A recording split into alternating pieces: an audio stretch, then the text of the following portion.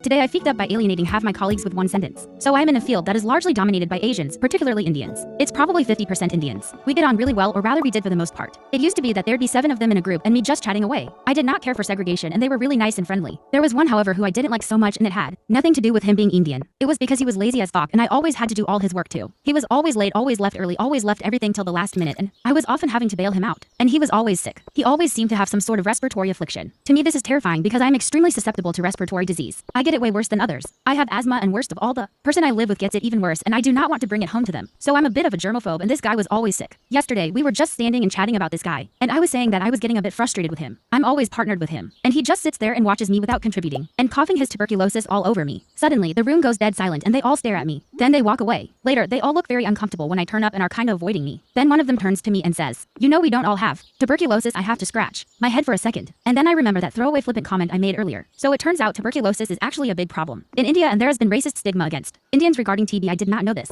I say that flippant phrase all the time if someone's coughing a lot or seems to be sick for a long time, no matter where they're from. They thought I was being racist and basically saying his illness must be tuberculosis because he's Indian. I apologized for my misunderstanding, but I think they're still wary of me. Never jokingly say someone has tuberculosis, especially if they're from India or any other country with higher rates of TB. And if you like this video, subscribe to my channel.